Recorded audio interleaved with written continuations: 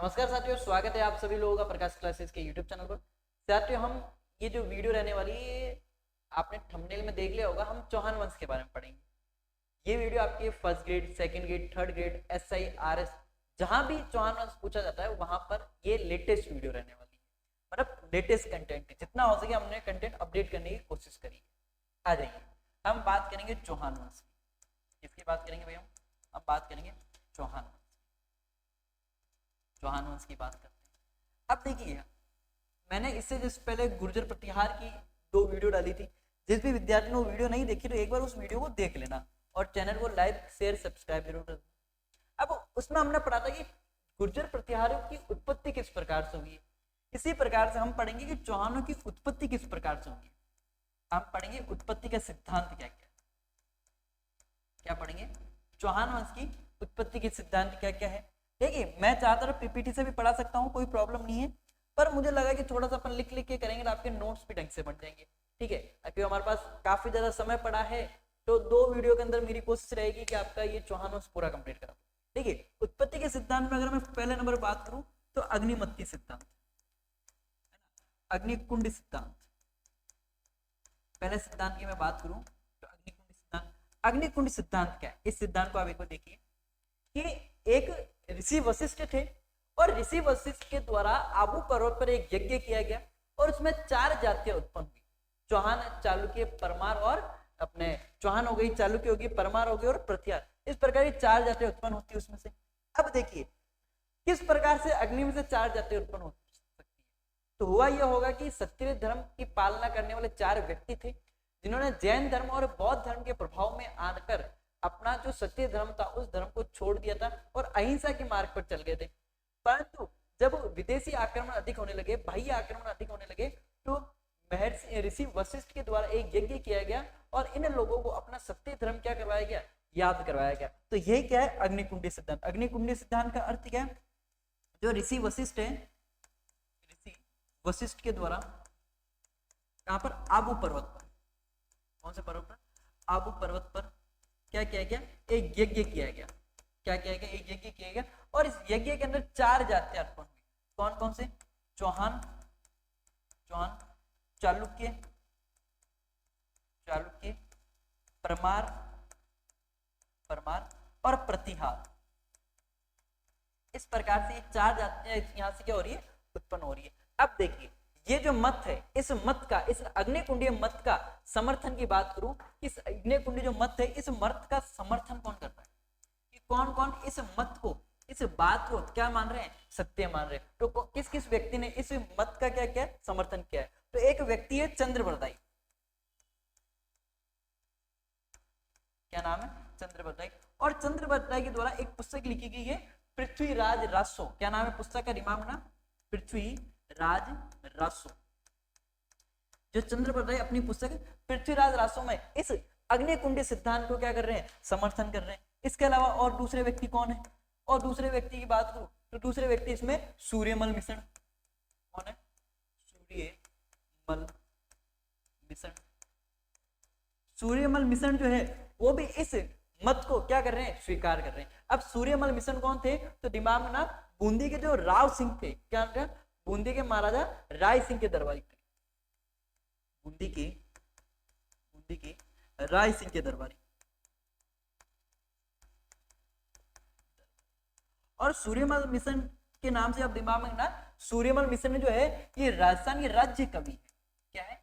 राजस्थान के राज्य कवि। अगर आपसे पूछे हुए कि राजस्थान के राज्य कवि कौन है, तो सूर्यमल मिशन। सूर्यमल मिशन भी इस अग्निकुंडी सिद्धांत का क्या कर रहे हैं? समर्थन कर रहे हैं। और अपन बात करें तो एक है जोधपुर से, एक आते हैं मुहनोत नैन्सी। क्या नाम है? जोधपुर के एक व्यक्ति है मुहनोत नैन्सी। मुहनोत नैन्सी। और मुहनोत नैन्सी द्वारा एक पुस्तक लिखी गई, मुहनोत नैन्सी ख्यात, जिसको अपन मैं क्या लिख रहा हूँ? ख्यात। और इस मुहनोत नैन्सी की ख्यात के अंदर भी इस चौहानों की अग्निकुंडी सिद्धांत का क्या किया गया? जिक्र किया गया। तो आप ये चीज दिमाग में रखिएगा कि चौहानों का जो अग्निकुंडी सिद्धांत है, इस सिद्धांत का समर्थन करने वाले व्यक्ति कौन कौन है? तो चंद्रबरदाई इस बात को क्या संबोधित कर रहा है, मुहनोत नैन्सी इस बात को कह रहा है, और सूर्यमल मिशन भी क्या कह रहा है? इस बात को कह रहा है कि चौहानों की जो उत्पत्ति हुई है वो कहां से हुई? अग्निकुंडी सिद्धांत से हुई है। और अपन आगे बात करते हैं थोड़ी सी और हम दूसरे मत की बात करेंगे, है ना। चौहानों में उत्पत्ति का दूसरे मत के सिद्धांत या चौहानों की उत्पत्ति के दूसरे सिद्धांत की बात करें तो अब बात करेंगे अपने सूर्यवंशी की बात। किसकी बात करेंगे कि जो चौहान थे वो कौन है, सूर्यवंशी थे। अब ये सूर्यवंशी कौन है, तो दिमाग में ना भगवान जो राम है, भगवान राम का जो वंश था वो कौन सा वंश था, सूर्यवंशी वंश था। भगवान राम का जो वंश था वो कौन सा वंश था, सूर्यवंशी वंश था। तो इसके जो जिक्र करते हैं वो कौन करते हैं, हमारे राजस्थान के एक बहुत प्रसिद्ध इतिहासकार हुए हैं गौरी शंकर हीराचंद ओझा। गौरी शंकर हीराचंद ओझा। ओझा जी क्या कह रहे हैं कि जो चौहान वंश है वो कौन सा वंश है, चौहान वंश जो है वो सूर्यवंशी वंश है। इसके अलावा बात करें नैन चंद्र सूरी के द्वारा, नैन चंद्र सूरी, नैन चंद्र सूरी जो है, अभी नैन चंद्र सूरी कौन है अपन आगे इनको अच्छे से पढ़ेंगे। नैन चंद्र सूरी के द्वारा भी क्या कहा गया कि सूर्यमल मिश्रण जो सॉरी जो चौहान है वो कौन सा वंशी है, सूर्यवंशी है। और नैन चंद्र सूरी के द्वारा जो बुक लिखी गई है, कौन सी बुक के अंदर इस बात को कहा गया है, तो हमीर महाकाव्य, हमीर महाकाव्य के अंदर, कौन सी पुस्तक के अंदर, हमीर महाकाव्य के अंदर ये बात कही गई है कि जो चौहान वंशी है वो कौन से है, चौहान वंशी है जो क्षत्रिय थे वो अपने सूर्यवंशी थे। इसके अलावा बात करें जो चंद्रशेखर है, चंद्रशेखर, देखिए ये जो चंद्रशेखर था ये चंद्रशेखर कौन था, तो दिमाग जो चंद्रशेखर के द्वारा एक पुस्तक लिखी सूर्जन चरित्र, पर इस पे बात करें अपन, सूर्जन चरित्र, कौन सी पुस्तक लिखी चंद्रशेखर के द्वारा, चंद्रशेखर के द्वारा एक पुस्तक लिखी गई सूर्जन चरित्र। और जो चौहानों की एक शाखा थी, एक ब्रांच थी, वो कहाँ जाके बस गई, वो बूंदी बस गई, जिनको हाड़ाओं के नाम से जाना गया। बाद में बूंदी से क्या अलग हुआ, बाद में बूंदी से ही कोटा अलग हुआ था। तो दिमाग में रखिएगा ये जो चंद्रशेखर है ये बूंदी के शासक, किसके, बूंदी के शासक सूर्जन के काल के थे, सूर्जन के दरबारी थे, किसके, बूंदी के शासक राव सूर्जन के थे दरबार। अब ये जो सूर्यवंशी है कि चौहान जो थे वो सूर्यवंशी थे, इस बात का खंडन कौन कर रहे हैं, अगर मैं बात करूं कि इस मत का, इस वोट का खंडन कौन कर रहे हैं, खंडन का अर्थ क्या है कि नहीं ये लोग सूर्यवंशी नहीं थे, ये कोई और थे। इस बात का जिक्र कौन कर रहा है, इस बात को कौन कह रहा है, तो इस बात के दिमाग में ना सूर्यवंशी का खंडन क्यों कर रहे हैं, क्योंकि जो सूर्यवंशी के एक राजा थे इक्ष्वाकु, कौन से राजा, इक्ष्वाकु राजा के साथ कोई संबंध नहीं था इन लोगों का, इक्ष्वाकु राजा के साथ किसी प्रकार का कोई संबंध नहीं होने के कारण चौहानों की जो उत्पत्ति का सिद्धांत सूर्यवंशी बताते हैं वो गलत बताते हैं, ठीक है। और हम इसमें और हम आगे बात करें कि और ये बात कौन कौन कर रहा है, इसके अलावा बात करें जो विग्रहराज चतुर्थ, विग्रहराज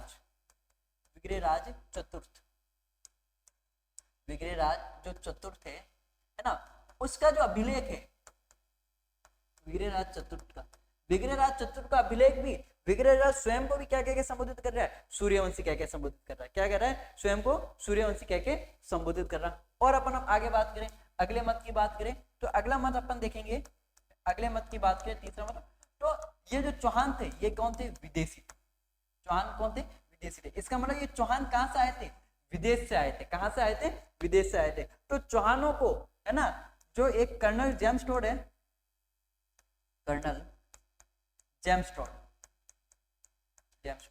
ठीक है, कर्नल जेम्स टोड जो है उन्हें राजस्थान इतिहास का पिता कहा जाता है, राजस्थान इतिहास का पिता, क्या कहा जाता है इनको, राजस्थान इतिहास का पिता कहा जाता है। और इन्हीं के द्वारा एक बुक लिखी गई, इन्हीं के द्वारा एक annals and antiquities of Rajasthan, है ना, the annals and antiquities of Rajasthan, ठीक है, ऑफ राजस्थान, कौन सी, annals and antiquities of Rajasthan, ये जो पुस्तक लिखी गई। अब कर्नल जेम्स टोड क्या कह रहे हैं, कर्नल जेम्स टोड कह रहे हैं कि ये जो चौहान है ये चौहान सक्सीथियन थे, कौन थे, ये जो चौहान थे ये सक्सीथियन थे। और ये जो सक्सीथियन थे कहां से आए थे, मध्य एशिया से आए थे, कहां से आए थे चौहान, मध्य एशिया से आए थे। क्यों कहा है इनको सक्सीथियन, क्यों कहा है, संस्कृति के आधार पर, कौन से आधार पर, संस्कृति के आधार पर, कौन सी संस्कृति, किस संस्कृति के आधार पर का है, तो दिमाग में ना जिस प्रकार से जो शख्सियतें थे, जिस प्रकार से ये जो विदेशी थे ये किसकी पूजा करते थे, यज्ञ किया करते थे, क्या किया करते थे, यज्ञ किया करते थे। उस प्रकार से जो चौहान थे वो भी क्या करते थे, यज्ञ किया करते थे। जिस प्रकार से अस्त्र शस्त्र की पूजा किया करते, अस्त्र शस्त्र मतलब तलवार और ढालों की पूजा किया करते, उस प्रकार से शख्सियतें भी क्या करते थे, ढालों की पूजा किया करते थे। जिस प्रकार से चौहानों में मदिरा पान था, क्या था, मदिरा पान, ये चौहान ने क्या किया, मैं अगर क्षत्रिय कहूं तो जिस प्रकार से क्षत्रियों में मदिरा पान था उस प्रकार से शख्सियतें में क्या था, मदिरा पान था। जिस प्रकार से क्षत्रियों में सती प्रथा थी, कौन सी प्रथा, सती प्रथा थी, उस प्रकार से शख्सियतें में भी क्या थी, सती प्रथा थी, क्या थी, उस प्रकार से इनमें भी क्या थी, सती प्रथा थी। इसके अलावा बात करें और इसी बात का समर्थन कौन करे, अगर मैं बात करूं इसी मत का समर्थन कि हाँ जो चौहान थे वो विदेशी थे, तो चौहानों को विदेशी कहने वाले और व्यक्ति कौन कौन है, तो दिमाग में चौहानों को विदेशी कहने वाले हैं, एक तो विलियम कुर्क, विलियम कुर्क, विलियम कुर्क जो है, विलियम कुर्क भी चौहानों को क्या क्या संबोधित कर रहे हैं, अपने विदेशी क्या क्या संबोधित कर रहे हैं। इसके अलावा अपन बात करें तो VA. Smith, VA. Smith, VA. जो स्मिथ है, वी.ए. स्मिथ जो है, वी.ए. स्मिथ भी चौहानों को क्या क्या संबोधित कर रहे हैं कि चौहान जो है वो विदेशी थे और विदेशी में भी कहते हैं शख्सियतें थे। परंतु इस पूरे मत का, इस मत का खंडन कौन कर रहा है, अगर आपसे पूछ ले कि चौहान विदेशी है और इस विदेशी मत का खंडन कौन कर रहे हैं, इस विदेशी मत का खंडन कौन कर रहा है, तो इस विदेशी मत के जो खंडन कर रहे हैं वो गौरी शंकर हीराचंद ओझा जी है, गौरी शंकर हीराचंद ओझा इस मत का क्या कर रहे हैं, खंडन कर रहे हैं। ये चीज दिमाग रखिएगा, ठीक है। अगले मत की हम बात करें, शायद आप हो सकता है आप लोगों को लगेगा सर बहुत डीप पढ़ा रहे हो, परंतु आजकल के जो क्वेश्चंस का पैटर्न चल रहा है ना वो ऐसा नहीं है आपको बिल्कुल ऊपर ऊपर का पूछ रहे हैं कि सर बिल्कुल ऊपर ऊपर के क्वेश्चन आ रहे हैं, क्वेश्चन काफी अच्छे लेवल का आ रहे हैं, एग्जाम में काफी अच्छे डेप्थ में आ रहे हैं। तो मैं भी आपको अगर ऊपर ऊपर का पढ़ा दूं तो वो आपके ऊपर है, मुझे कोई प्रॉब्लम, मैं आधे घंटे के अंदर ये चौहान वंश पूरा कंप्लीट करके चल जाऊंगा, पर इसकी गारंटी नहीं ले सकता कि आपसे एग्जाम में क्वेश्चन सॉल्व हो जाए। पर इससे जब थोड़ा सा अपन पढ़ लेते हैं, डेप्थ पढ़ने में क्या है, तो जो चीजें ऑफलाइन में हमसे बच्चे फीस लेके पढ़ते हैं वो चीजें मैं आपको यूट्यूब पर फ्री पढ़ा रहा हूँ, बढ़िया ना, थोड़ा सा फ्री में अच्छा कंटेंट मिल रहा है तो ले लो, कंटेंट में क्या है ना, ठाकुर जी का आशीर्वाद है, लेके ग्रहण कर लो। आ जाइए अगला, हम अगले मत की बात करें तो जो चौहान वंश के लोग थे वो ब्राह्मण थे, ठीक है। चौहान वंश के लोग कौन से वंश थे, ये लोग ब्राह्मण थे। चौहानों को क्या कहा गया, ब्राह्मण कहा गया। देखिए हमने क्या क्या मत पढ़ा कि पहले मत के अंदर हमने पढ़ा कि चौहानों की जो उत्पत्ति है वो किससे हुई, अग्निकुंड सिद्धांत से हुई है। दूसरा मत हमने क्या पढ़ा कि चौहानों की जो उत्पत्ति हो रही है वो किससे हो रही है, सूर्यवंश से हो रही है। तीसरा हमने क्या मत पढ़ा कि चौहान जो थे वो विदेशी थे। और चौथा जो मत पढ़ रहे हैं वो मत क्या है कि चौहान जो थे वो ब्राह्मण थे। चौहान क्या है, ब्राह्मण है। इस बात को कौन कौन कह रहा है, तो एक है डॉक्टर दशरथ शर्मा, डॉक्टर दशरथ शर्मा, ठीक है।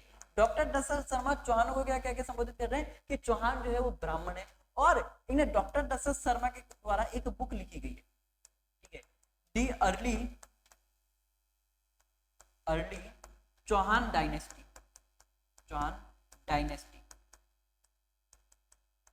The early Chauhan dynasty. ये जो दी अर्ली चौहान डायनेस्टी है ये पुस्तक किसके द्वारा लिखी गई, डॉक्टर दशरथ शर्मा के द्वारा लिखी गई। और इस बात को गोपीनाथ जो शर्मा है, एक बहुत शानदार पुस्तक है गोपीनाथ शर्मा, नाथ शर्मा, राजस्थान इतिहास में यदि किसी, अभी मार्केट में मिल जाएगी आपकी पुस्तक, यदि किसी को राजस्थान इतिहास में बहुत अच्छी पकड़ बनानी तो एक बार गोपीनाथ शर्मा जरूर पढ़िए। पर ये जो पढ़ने का काम है आपका बाद का है, हालांकि मैंने इस नोट्स में गोपीनाथ शर्मा के काफी ज्यादा फैक्ट्स मैंने ऐड कर दिए। अजय इस बात को कौन कह के संबोधित कर रहे हैं, गोपीनाथ शर्मा भी क्या कह रहे हैं कि चौहान थे वो क्या है, ब्राह्मण है। इसके अलावा बात करें कि जो एक व्यक्ति है अपने कायम खान जो मुस्लिम है ना, कवि जान नियामत खान, देखिए जो अब हम बात करें कि ये कायम खानी मुस्लिम थे, कायम खानी मुस्लिम। अब कायम खानी मुस्लिम कौन होता, अभी चीज को समझिए कि कायम खानी मुस्लिम जो गोगा जी थे, गोगा जी के वंशज से, गोगा देव चौहान, गोगा जी जो थे कौन से वंशी थे, चौहान वंशी थे। तो गोगा जी के वंशजों को जबरदस्ती, जब दिल्ली सल्तनत में उन्हें जबरदस्ती क्या कबूल करवाया गया, इस्लाम कबूल करवाया गया। परंतु वही है, आपने इस्लाम तो कबूल कर लिया परंतु आपकी प्रवृत्ति चेंज हुई क्या? नहीं हुई। तो कायम खानी मुस्लिम थे जो किसके वंशज माना जाते हैं? गोगा जी के अपने वंशज माने जाएंगे। और ये कहाँ के थे? फतेहपुर के नवाब है। कहाँ के नवाब है? फतेहपुर के नवाब है। और ये कायम खानी मुस्लिम है, इन्हीं के द्वारा, है ना, कवि जान के द्वारा एक पुस्तक लिखी, कायम खां रासो। क्या नाम है इनका? इनकी पुस्तक का नाम क्या है? कायम खां रासो। क्या नाम दिमाग में ना? कायम खां रासो। एक मोस्ट टाइम की पुस्तक है कि कायम खां रासो के अंदर चौहानों को क्या कहा गया है? ब्राह्मण कहा गया है। गोपीनाथ शर्मा अपनी पुस्तक में चौहानों को क्या कहकर संबोधित कर रहे हैं? ब्राह्मण कहकर संबोधित कर रहे हैं। और डॉक्टर दशरथ शर्मा जो है वो भी अपनी पुस्तक के अंदर दी अर्ली चौहान डायनेस्टी, क्या नाम है पुस्तक का? दी अर्ली चौहान डायनेस्टी के अंदर भी चौहानों को क्या कहकर संबोधित कर रहे हैं? अपने ब्राह्मण कहकर संबोधित कर रहे हैं। चलो यहां तक तो ठीक है, परंतु एक अभिलेख भी मिलता है हमको यहाँ से, बहुत शानदार अभिलेख है, बहुत महत्वपूर्ण अभिलेख है। कौन सा अभिलेख है? बिजोलिया अभिलेख। कौन सा अभिलेख है? बिजोलिया अभिलेख। कौन सा अभिलेख है? बिजोलिया अभिलेख। बिजोलिया अभिलेख। देखिए बिजोलिया अभिलेख की अगर मैं बात करूं, इस अभिलेख में देखना, ये बिजोलिया अभिलेख कहां पर है? ये वर्तमान में भीलवाड़ा में। कहां पर? भीलवाड़ा जिले के अंदर बिजोलिया गांव के अंदर है। और बिजोलिया गांव के अंदर भी एक मंदिर मिलता, पार्श्वनाथ मंदिर। बिजोलिया में भी एक मंदिर है, पार्श्वनाथ मंदिर। पार्श्वनाथ मंदिर। इस पार्श्वनाथ मंदिर में एक चट्टान नुमा आकृति में क्या था? ये मतलब आकृति के अंदर ये अभिलेख उत्कीर्ण था। और ये जो अभिलेख है ये 5 फरवरी, ये अभिलेख कब का है? 5 फरवरी 1170 ईस्वी का अभिलेख है। कब का अभिलेख है? 5 फरवरी 1170 ईस्वी का अभिलेख है। और हम बात करें इस अभिलेख की जो रचना है, इस अभिलेख की रचना किसके द्वारा की गई? अगर रचना की पूछ ले तो गुणभद्र के द्वारा, गुणभद्र के द्वारा इस बिजोलिया अभिलेख की क्या की गई है? रचना की गई है। बिजोलिया अभिलेख की रचना करने वाले व्यक्ति कौन है? गुणभद्र है। और इसकी हम बात करें, इसको उत्कीर्ण किसके द्वारा किया गया? अब उत्कीर्ण क्या होता है? मतलब खोदना। तो इसको उत्कीर्ण मतलब इस पे गढ़ाई किसके द्वारा की गई है? तो गोविंद के द्वारा। इसके द्वारा, गोविंद के द्वारा इस अभिलेख की क्या किया गया? इसको उत्कीर्ण किया गया। और अपन आगे और बात करें तो ये क्या है? तो दिमाग में ये किसके समय का? जो पृथ्वीराज तृतीय है, पृथ्वीराज तृतीय। अब पृथ्वीराज तृतीय कौन है? जिन्होंने मोहम्मद गौरी के साथ युद्ध लड़ा था, उन्हीं को हम पृथ्वीराज तृतीय कहा जाता है। या पृथ्वीराज चौहान, प्रचलित नाम जो है पृथ्वीराज चौहान है। पृथ्वीराज चौहान की जो पिता थे, पृथ्वीराज चौहान के जो पिता थे सोमेश्वर चौहान। पृथ्वीराज चौहान के जो पिता थे सोमेश्वर चौहान, ये सोमेश्वर चौहान के समय का ये अभिलेख था। तो दिमाग में ना दिखते बता, सोमेश्वर चौहान वंश के शासक के काल का, उनके समय का अभिलेख है। तो ये अभिलेख किसकी जानकारी दे रहा है? ये जो अभिलेख है ये अभिलेख चौहान वंश की क्या दे रहा है? जानकारी दे रहा है। अब चौहान वंश की क्या जानकारी दे रहा है? तो इसी अभिलेख के अंदर आईएमपी लिख देना भाई साहब, आईएमपी। इसी अभिलेख के अंदर चौहानों को क्या गया है? विप्रश्री वत्स्य गोत्रीय ब्राह्मण, क्या कहा गया? चौहानों को इसमें विप्रसी वत्स्य गोत्रीय ब्राह्मण कहा गया है। तो वत्स्य गोत्रीय ब्राह्मण जो है, चौहानों को वत्स्य गोत्रीय ब्राह्मण कहने वाला अभिलेख कौन सा है? चौहानों को वत्स्य गोत्रीय ब्राह्मण कहने वाला जो अभिलेख है वो अपना है बिजोलिया अभिलेख। कौन सा अभिलेख है भाई साहब? बिजोलिया अभिलेख है। वो चौहानों को क्या कह रहा? वत्स्य गोत्रीय ब्राह्मण, या यूं कह सकते हैं वत्स्य गोत्रीय जो पुरोहित थे, वत्स्य गोत्रीय जो पुरोहित थे, जो चौहान है वो वत्स्य गोत्रीय पुरोहितों की क्या कहा है? संतान कहा है। कौन सा अभिलेख कह के संबोधित कर रहा है? चौहान अपने बिजोलिया अभिलेख। क्या कह रहा है कि चौहान जो है वो वत्स्य गोत्रीय ब्राह्मण, चौहान जो है वो वत्स्य गोत्र के क्या है? ब्राह्मण है। और भाई हमको ये अभिलेख क्या कह के संबोधित कर रहा है? तो ये जो अभिलेख है कौन सा? बिजोलिया अभिलेख। बिजोलिया अभिलेख हमें कुछ जानकारी और दे रहा है। क्या जानकारी दे रहा है? तो इस चीज को देखिए, राजस्थान की जो प्रमुख नगर है ना, राजस्थान के जो प्रमुख नगर है, ना, उनके प्राचीन नाम बता रहा है। क्या बता रहा है? राजस्थान के जो प्रमुख नगर है उन नगरों के प्राचीन नाम हमको क्या बता रहा है? बता रहा है कि ये नगर को हम प्राचीन काल में इस नाम से जानते थे, ये नगर हम प्राचीन नाम से इस नाम से। तो बिजोलिया जो है वो ऊपर माल में आता था। कौन सी जागीरदारी? आप जब पढ़ोगे तो मैं बताऊंगा आपको कि सांगा की तरफ से एक अशोक परमार युद्ध लड़ते हैं खानवा के युद्ध में, और सांगा उससे खुश होकर उसको ऊपर माल की जागीर क्या देते हैं? तो ऊपर माल की जागीर का जो प्रमुख केंद्र था वो कौन था? बिजोलिया था। पर उपरमाल एक प्रांत अपने एक क्षेत्र था और उसकी जो राजधानी थी वो कौन सी थी, बिजोलिया थी। तो आ जाइए, अगर हम बात करें उपरमाल, है ना, उपरमाल, ठीक है, तो उपरमाल का हमको बिजोलिया अभिलेख के अंदर पुराना नाम क्या मिलता है, उत्तमाद्री। क्या मिलता है, उपरमाल का पुराना नाम हमको क्या मिलता है, उत्तमाद्री मिलता है। इसके अलावा बात करें बिजोलिया का पुराना नाम हमको क्या मिलता है, बिजोलिया का। तो आपने वो गाना सुना, मेरी सरफ बल्ली श्रीवल्ली, तो दिमाग में ना बिजोलिया का जो पुराना नाम है, किसका, बिजोलिया का जो पुराना नाम मिलता है वो हमको मिलता है विजयवल्ली। क्या मिलता है, विजयवल्ली। बिजोलिया का पुराना नाम क्या है भाई साहब, विजयवल्ली, श्रीवल्ली नहीं, विजयवल्ली, दिमाग में रखना। इसके अलावा बात करें हमको नागौर का भी पुराना नाम मिलता है इसमें, ठीक है। नागौर का पुराना नाम क्या था, अहिछत्रपुर, छत्रपुर। नागौर का पुराना नाम क्या, अहिछत्रपुर। इसे नागौर को थोड़ा सा इंपॉर्टेंट दिमाग में रखना, क्योंकि मैं बताऊंगा कि चौहानों की जो राजधानी थी, चौहानों की जो प्रारंभिक राजधानी थी, वो राजधानी कौन सी थी, अहिछत्रपुर। अहिछत्रपुर जो था वो चौहानों की प्रारंभिक राजधानी बात करें। और इसी अभिलेख से हमको जालोर का, जालोर का भी प्राचीन नाम मिलता है। और जालोर का प्राचीन नाम क्या था, जबालीपुर, जबालीपुर। जालोर का प्राचीन नाम को क्या देखने मिलता है, जबालीपुर जो था, हमको जालोर का प्राचीन नाम देखने को मिलता है। ये चीज आप दिमाग में रखिए। और ये बिजोलिया जो शिलालेख है, देखिए अपन या तो पढ़ेंगे नहीं और पढ़ेंगे तो पूरा फोड़ेंगे। ये जो बिजोलिया शिलालेख है ये हमें और क्या क्या जानकारी दे रहा है, देखिए ये जो बिजोलिया शिलालेख है ये हमें और क्या क्या जानकारी दे रहा है। अगर मैं जानकारियों की बात करूं तो ये बिजोलिया शिलालेख है ये चौहानों की वंशावली बता रहा है, चौहानों की वंशावली। क्या बता रहा है कि चौहान कौन है, कहां से आए, कैसे उनकी उत्पत्ति हुई, चौहानों की वंशावली बता रहा है, ठीक है। और इसमें क्या बता रहा है कि एक वासुदेव चौहान नाम का एक शासक रहेगा चौहानों में। क्या नाम रहेगा, वासुदेव चौहान। वासुदेव चौहान नाम का एक शासक रहेगा। और वासुदेव चौहान ही किसका निर्माण करा रहा है, सांबर झील का निर्माण करवा रहा है।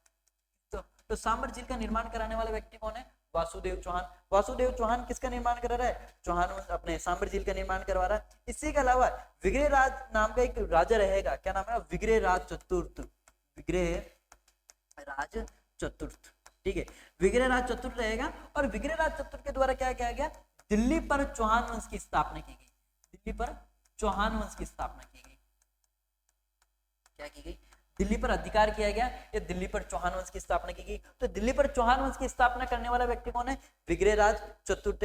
इसके अलावा बात करें कि राज्य के विभाजन की, राज्य का प्रशासनिक, चौहान इतना बड़ा साम्राज्य था, है ना, तो चौहान वंश का जो विभाजन हुआ था, सॉरी, चौहान वंश में जो प्रशासन का विभाजन हुआ था, किस प्रकार से इतना बड़ा जो साम्राज्य था उस साम्राज्य को चलाया जाता था, जो चौहान वंश के विभाजन की जानकारी मिलता है। और है ना, गांव दान किए जाते थे, ठीक है, कि चौहान जो थे वो गांव दान करते थे। और गांव मतलब दान करते थे उसको बोलते थे डोहली, ठीक है, गांव जो दान किए जाते थे उसको क्या बोला जाता था, डोहली बोला जाता है। तो ये जो सारी जानकारी है, ये जानकारी हमको कौन सा अभिलेख दे रहा है, बिजोलिया अभिलेख दे रहा है। देखो भाई साहब अपना आप में कितना इंपॉर्टेंट है बिजोलिया अभिलेख, और चौहान वंश के लिए यही जो अभिलेख है कितना ज्यादा इंपॉर्टेंट है। आगे और हम बात करें तो हम बात करेंगे कि जो चौहान है वो इंद्र के वंशज है, इंद्र के वंशज है। चौहान किसके वंशज है भाई साहब, चौहान जो है वो इंद्र के वंशज है। इस बात को कौन संबोधित कर रहा है, तो एक शासक रहेगा रायपाल, ठीक है, और रायपाल का एक अभिलेख रहेगा सेवाड़ी अभिलेख।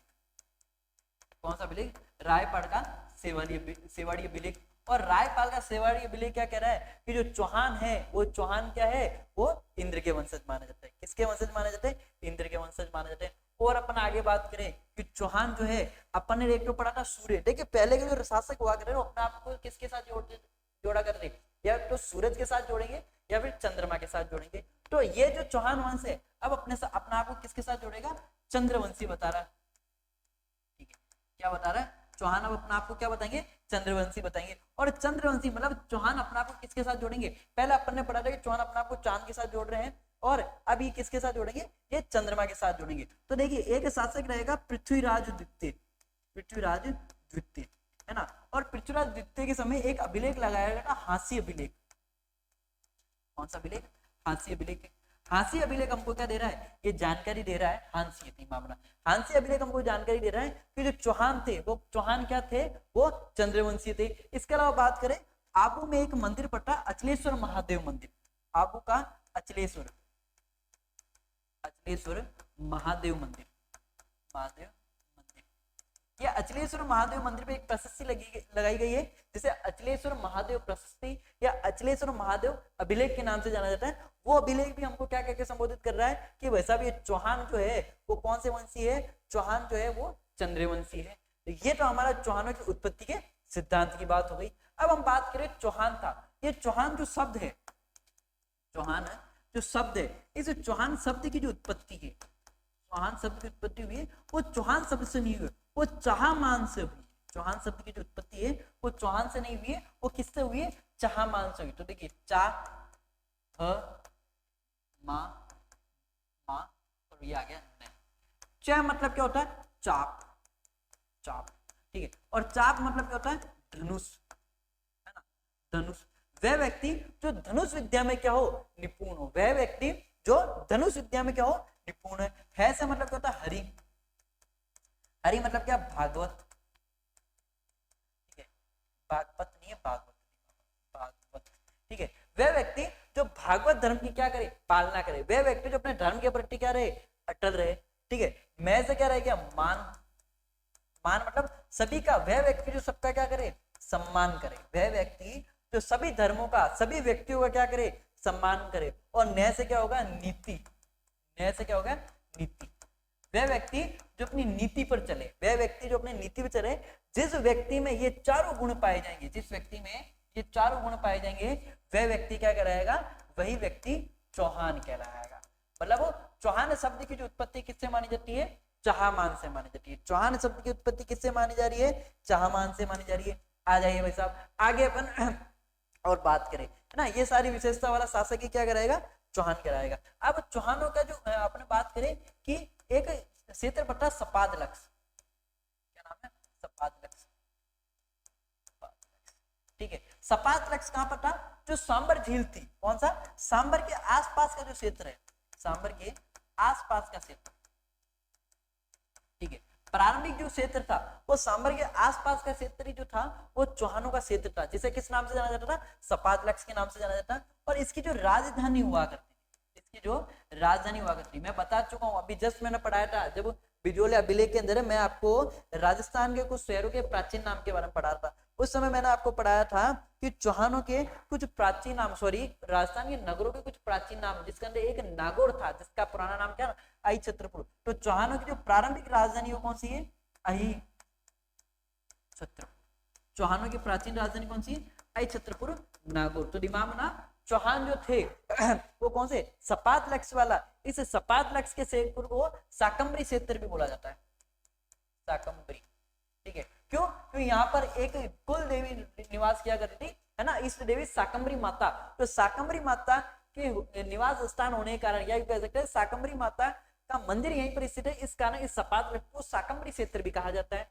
तो सपादलक्ष जो था वो सांबर के आसपास का क्षेत्र था और इसकी राजधानी कौन से हुआ करती, आई छत्रपुर हुआ करती। यदि आपसे पूछ रहे कि चौहान वंश की कुल देवी कौन सी है, ठीक है, चौहान वंश की कुल देवी कौन सी है, तो आशापुरा माता, आशापुरा माता। आशापुरा माता जो है वो चौहान वंश की क्या है, कुल देवी है। आशापुरा माता क्या है, चौहान वंश की कुल देवी। देखिए अगर किसी ने, एक मूवी आई थी अक्षय कुमार की, पृथ्वीराज है ना चौहान करके एक मूवी है, उस मूवी के अंदर जब वो अंतिम बार संजय दत्त से मिलता है तो उसको कहता है कि बता काका मैं शाकंभरी से तेरे लिए क्या मांगू।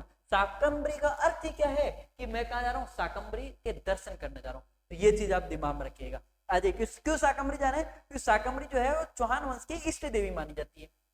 अगला देखिए, अब हम बात करें, अब हम बात करते हैं आगे पहले शासक के बारे में। तो पहला शासक कौन है, वासुदेव, ठीक है। पहला शासक कौन है, वासुदेव। वासुदेव चौहान कह दीजिए, आप ये कुछ भी कह दीजिए। वासुदेव चौहान को अगर बात करें तो ये चौहान वंश का आदि पुरुष है। चौहान वंश का क्या है, आदि पुरुष है। इसी को चौहान वंश का मूल पुरुष भी कहा जाता है, इसी को, और इसी को ही चौहान वंश का क्या बोला जाता है, संस्थापक। ठीक है, तो चौहान वंश का संस्थापक कौन है, वासुदेव चौहान। चौहान वंश का आदि पुरुष कौन है, तो दिमाग में ना, चौहान वंश का आदि पुरुष भी है वासुदेव। चौहान वंश का आदि पुरुष कौन है, तो वासुदेव। इसके अलावा बात करें तो इसी के द्वारा 551 ईस्वी में, 551 ईस्वी में चौहान वंश की स्थापना की गई। चौहान वंश की स्थापना, तो चौहान वंश की स्थापना कब की गई, 551 ईस्वी में चौहान वंश की क्या की गई है, स्थापना की गई। और इसी का आप बात करें तो मैंने बताया था कि जो बिजोलिया अभिलेख है, ठीक है, बिजोलिया अभिलेख क्या कह रहा है, बिजोलिया अभिलेख कह रहा है कि भाई साहब इसी के द्वारा सांबर झील का क्या करवाया गया है, निर्माण करवाया गया, ठीक है। तो सांबर झील का निर्माण करवाया गया, इसकी जानकारी हमको कौन सा अभिलेख दे रहा है, बिजोलिया अभिलेख दे रहा है। आ जाइए अगले शासक की हम बात करें। अगले शासक की अगर अपन बात करें तो अगला शासक है गुवक चौहान। क्या नाम है, आप चौहान लगा दीजिएगा अपने अनुसार, गुवक चौहान, ठीक है। देखिए अगर आप क्लास वाकई में सीरियस वे में तैयारी कर रहे हो तो मेरा तो एक ही मानना है कि आप अपने पास क्या रखिए, अगर आप सीरियस तैयारी कर रहे हो तो आप ये चीज तो दिमाग में रखिए, अपने पास पेन और कॉपी रखिए ताकि आप क्या कर सको, उसको लिख सको, वो थोड़ा सा आपके लिए अच्छा रहेगा। तो देखिए ये चौहान थे, ये चौहान थे, है ना, चौहान थे, ये प्रतिहारों के सामंत थे। क्या थे, चौहान जो थे वो पहले प्रतिहारों के सामंत थे, परंतु इस गुवक ने, इसके द्वारा, इस गुवक के द्वारा प्रतिहारों का यूं कह सकते हैं कि उस समय प्रतिहार जो शासक था, प्रतिहार शासक कौन है भाई साहब, तो नागभट्ट द्वितीय, नागभट्ट द्वितीय, है ना। इसे नागभट्ट द्वितीय की अधीनता स्वीकार करने के लिए क्या कर दिया, मना कर दिया कि नहीं भाई साहब मैं नागभट्ट द्वितीय की अधीनता स्वीकार नहीं करूंगा और स्वयं को क्या करूंगा, स्वयं को स्वतंत्र शासक घोषित कर, क्या कर दिया, स्वयं को स्वतंत्र शासक घोषित कर दिया कि मैं अपना आप में क्या हूं, अपना आप में एक स्वतंत्र शासक हूं। यदि आपसे पूछ ले कि चौहान वंश का प्रथम स्वतंत्र शासक, ये क्या है, चौहान वंश का प्रथम स्वतंत्र शासक, चौहान वंश का क्या है, प्रथम स्वतंत्र शासक, तो वो कौन रहेंगे, वो रहेंगे हमारे गुवक भैया। गुवक भैया के द्वारा नागभट्ट द्वितीय की अधीनता स्वीकार करने के लिए मना कर दिया गया कि मैं नागभट्ट द्वितीय की अधीनता स्वीकार नहीं करता हूं, मैं अपने आप में क्या हूं, मैं अपने आप में एक स्वतंत्र शासक हूं। तो चौहान वंश का जो प्रथम स्वतंत्र शासक कौन है, वो अपने गुवक है। और अपन बात करें तो गुवक के बाद आ जाएगा चंद्रराज, ठीक है, कौन शासक आ गया, चंद्रराज चौहान कह दीजिए या कुछ भी कह दीजिए। चंद्रराज चौहान की जो पत्नी बड़ी तगड़ी थी, है ना, पत्नी जी थी, है ना, पत्नी जी वो बड़ी तगड़ी थी। क्यों तगड़ी थी, तो दिमाग में इसकी पत्नी का नाम था रुद्राणी, है ना, या आत्मप्रभा, रुद्राणी भी मिलता है और आत्म प्रभा भी इसी का नाम मिलता है। क्या था, तो ये जो रुद्राणी थी या रुद्राणी देवी थी, आप कुछ भी कहती, ये यौगिक क्रियाओं में निपुण,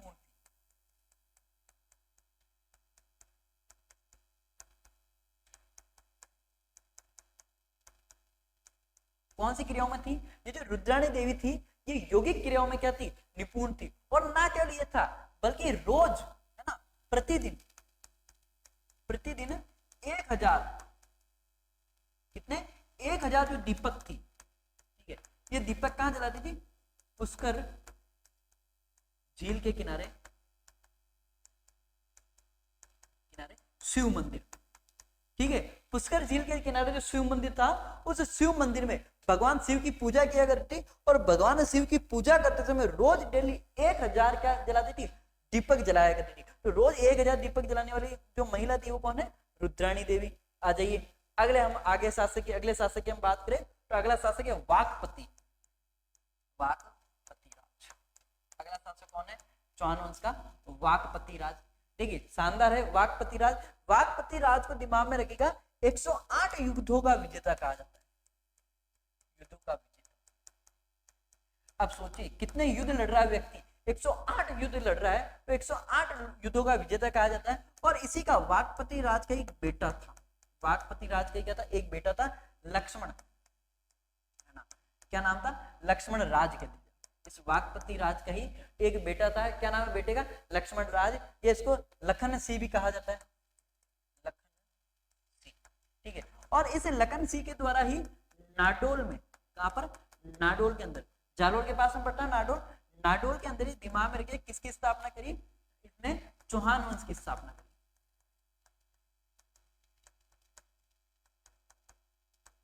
तो नाडोल में चौहान वंश की स्थापना करने वाला व्यक्ति कौन है, तो नाडोल में चौहान वंश की स्थापना करने वाला व्यक्ति वाकपति का ही बेटा था लक्ष्मण राज या लखन सिंह। इसी के द्वारा नाडोल में चौहान वंश की क्या की गई, स्थापना की गई है। आगे और अपन आगे बात करें, अगला शासक कौन है, तो अगला शासक का दिमाग में रखिएगा, अगला शासक आएगा अपना विग्रहराज द्वितीय। ठीक है, विग्रहराज द्वितीय।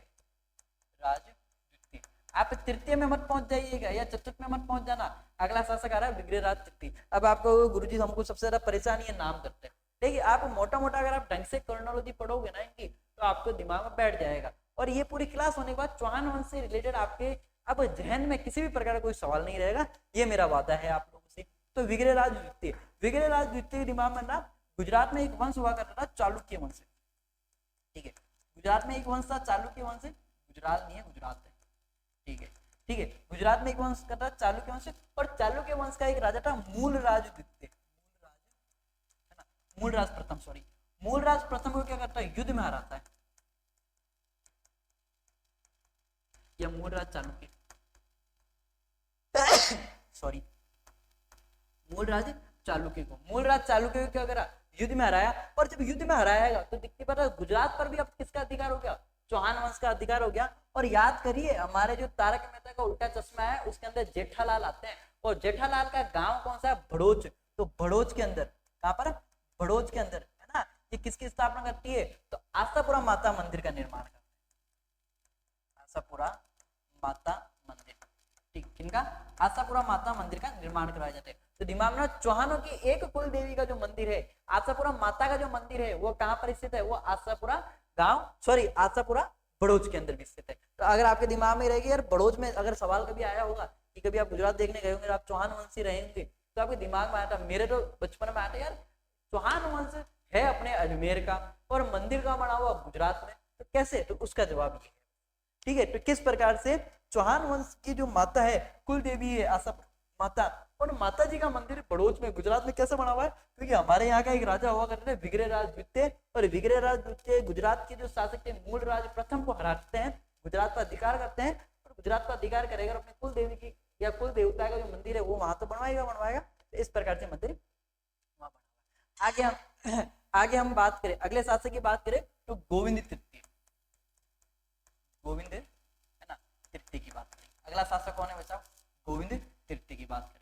देखिए कंटेंट में यदि मजा आ रहा तो आप क्लास को लाइक शेयर सब्सक्राइब जरूर कर देना, आपके लिए खास ये कंटेंट लेकर आए गोविंद तृतीय। तो गोविंद तृतीय का दिमाग में रखना, ये एक व्यक्ति था फरिश्ता, फरिश्ते के द्वारा बहुत सारी पुस्तक लिखी गई। और फरिश्ता क्या कह रहा है कि जब गजनी ने भारत पर आक्रमण करा था, किसने, गजनी ने जब भारत पर आक्रमण किया था, तो गोविंद तृतीय के द्वारा उसे मारवाड़ तक रोक के रख दिया गया।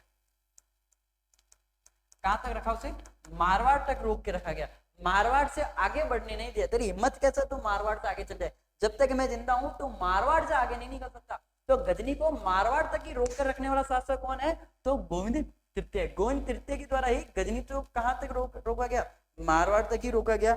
और एक पुस्तक है पृथ्वीराज विजय, मुझे जल्दी से कमेंट करके बताना पृथ्वीराज विजय किसके द्वारा लिखी गई है, कौन सी पुस्तक है, पृथ्वीराज है ना विजय, ये पुस्तक है पृथ्वीराज विजय। पृथ्वीराज विजय में इसे गोविंद तृतीय की एक उपाधि बताई गई, गोविंद तृतीय की एक उपाधि बताई गई। और क्या उपाधि बताई गई, वेरी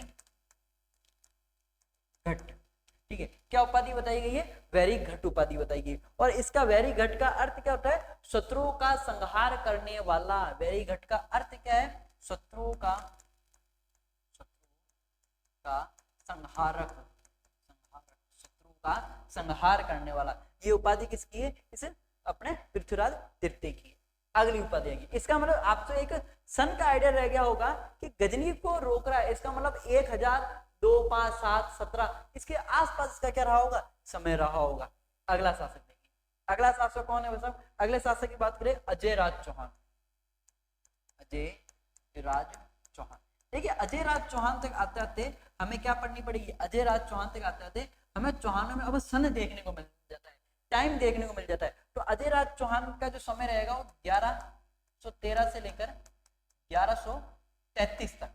ठीक है, 1113 से लेकर 1133 ईस्वी तक का जो समय रहेगा वो अजय राज चौहान का रहेगा। ठीक है, अजय राज चौहान को एक इतिहासकार है गोपीनाथ शर्मा, जिनके द्वारा दी अर्ली चौहान डायनेस्टी लिखी गई। तो Gopinath Sharma, sorry the early Chauhan है डॉक्टर एस एस शर्मा।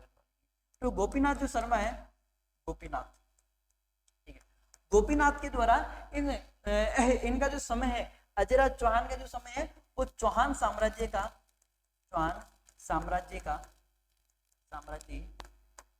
निर्माण काल है। क्या काल है? चौहान साम्राज्य का निर्माण काल। तो चौहान साम्राज्य का निर्माण काल किसे कह के संबोधित किया गया है, या किसके कौन से राजाओं के काल को कह के संबोधित किया गया? तो अजयराज चौहान के काल को कह के संबोधित किया गया। किसके काल को?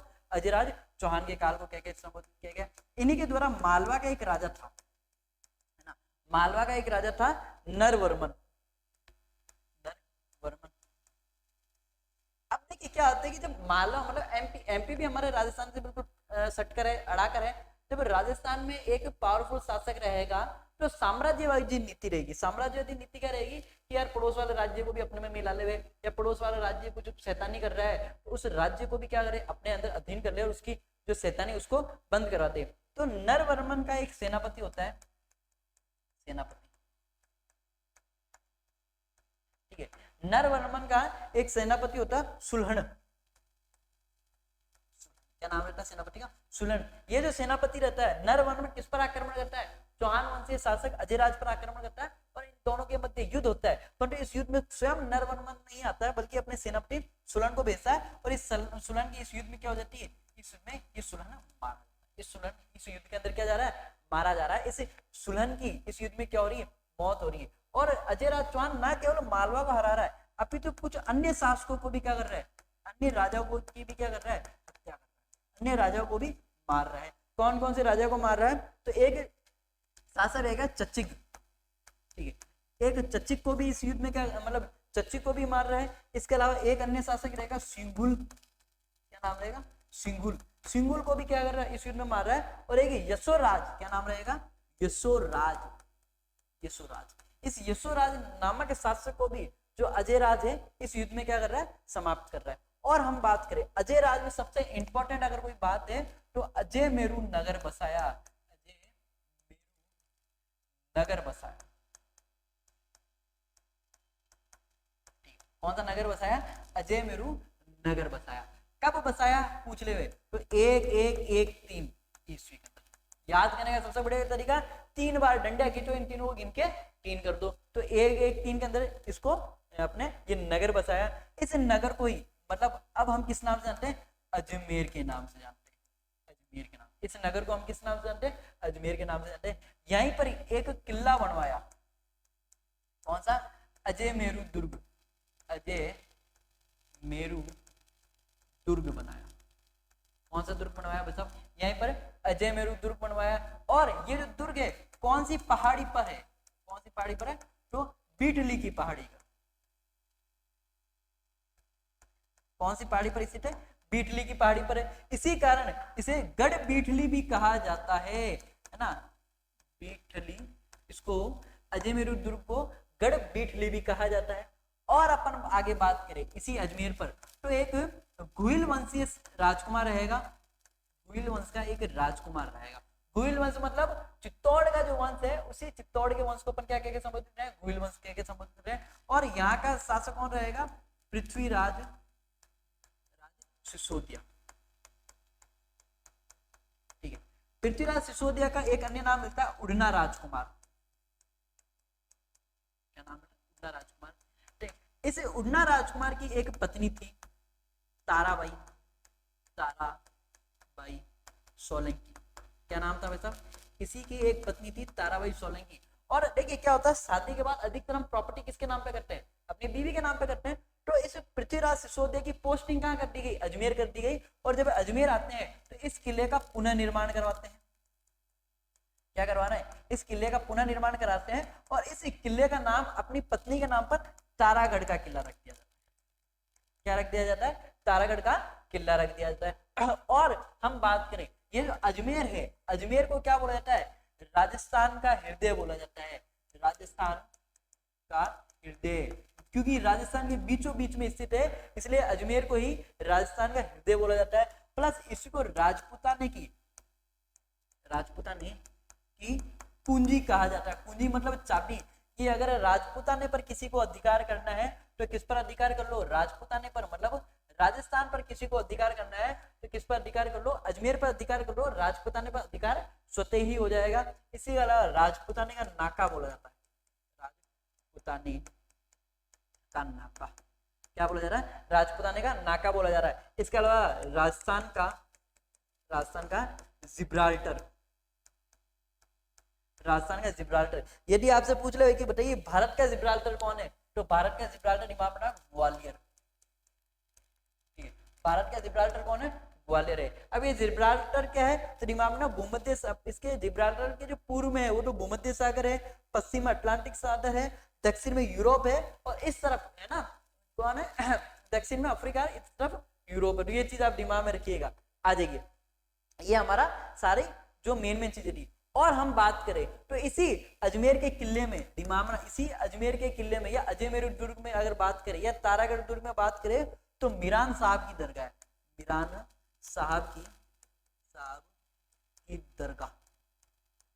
जब मोहम्मद गौरी के द्वारा अजमेर पर अधिकार कर लिया गया तो यहाँ का पहला गवर्नर किसे बनाया गया, मीरान साहब को बनाया गया। तो मीरान साहब की दरगाह स्थित है। इसी के अलावा हम बात करें तो यहीं पर घोड़े की मजार स्थित है, घोड़े की मजार स्थित है, यहीं पर क्या स्थित है, घोड़े की मजार स्थित है। और हम बात करें कि जो अजमेर है वो अंग्रेजों की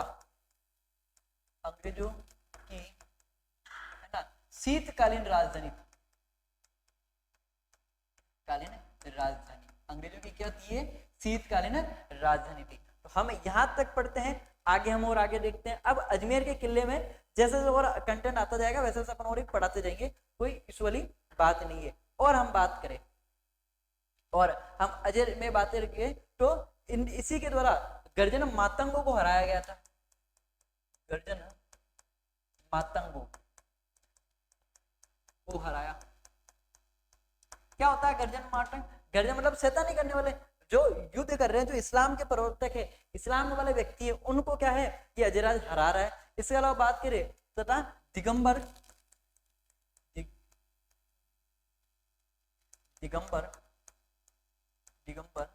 तथा श्वेतांबर जैन में साक्षात होता है, मतलब आपस में शास्त्रों का युद्ध होता है। इस युद्ध का मतलब गोले बारूद लेके युद्ध नहीं कर रहे, आपस में शास्त्र कर रहे हैं, अपने सवाल जवाब दे रहे हैं। इस जो सम्मेलन हुआ था, ये जो गोष्ठी हुई, इस गोष्ठी की जो अध्यक्षता है वो भी किसके द्वारा की गई, वो भी अजयराज के द्वारा की गई। और अपना आगे बात करें जो पार्श्वनाथ मंदिर है, पार्श्वनाथ मंदिर, कौन सा मंदिर, पार्श्वनाथ मंदिर। इस पार्श्वनाथ के मंदिर के अंदर स्वर्ण कलश भेंट किया गया, स्वर्ण कलश क्या किया गया, इस पार्श्वनाथ मंदिर में स्वर्ण कलश भेंट किया, क्या किया गया, पार्श्वनाथ मंदिर में स्वर्ण कलश भेंट किया गया। और अपन आगे बात करें और इनमें थोड़ी सी और आगे बात करें तो इन्होंने अपने सिक्कों पर, इनके द्वारा जो सिक्के चलाए गए थे उन्हें सिक्कों पर कुछ बातें अंकित करवाई, ठीक, अपने सिक्कों पर कुछ बातें अंकित कराई। श्री अजय देव, इन्होंने अपने सिक्कों पर क्या लिखा है, एक तो श्री अजय देव लिखा है, श्री अजय प्रिय द्रुम, श्री अजय प्रिय द्रमण, है ना, प्रिय द्रुम कह दो, प्रिय द्रमण कह दो, ये कह के भी क्या कर रहे हैं, संबोधित कर रहे हैं। प्लस अपनी पत्नी, इनकी एक पत्नी थी सोमलेखा, ठीक है, इन्हें सोमलेखा का नाम भी क्या कर रहे हैं अपने सिक्कों पर। तो दिमाग में अजयराज के द्वारा अपने सिक्कों पर श्री अजय देव, है ना, श्री अजय प्रिय द्रमण लिखवा रहे हैं, तो अपनी पत्नी सोमलेखा के नाम से भी क्या करवा रहे हैं, ये सिक्के चला रहे हैं।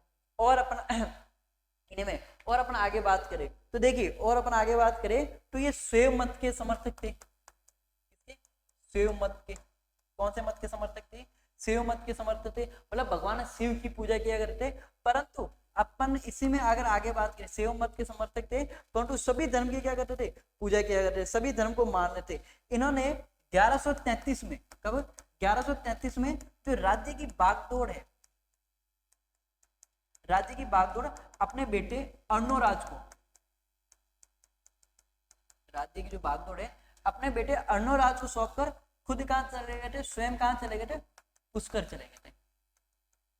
कहां चले गए थे, स्वयं पुष्कर। और पुष्कर में अधिकतर किताबों में पुष्कराण्य नाम नहीं लिया गया, क्या चले गए थे, स्वयं पुष्कराण्य चले गए थे। तो ये जो है ये शासक कौन है, ये हमारे है अजय राज। तो अब हम जो नेक्स्ट क्लास में है वो क्या पढ़ेंगे, नेक्स्ट क्लास में कौन से, अर्णोराज चौहान के बारे में पढ़ेंगे। और कोशिश मेरी रहेगी कि एक क्लास और ले लूं या हो सकता है 2 क्लास और आ जाए, इसके अंदर आपका चौहान वंश जो है, अजमेर के जो चौहान है वो आपका मैं खत्म करा दूं। तो मिलते हैं अपन कल की क्लास में। जय हिंद, जय भारत, जय राजस्थान।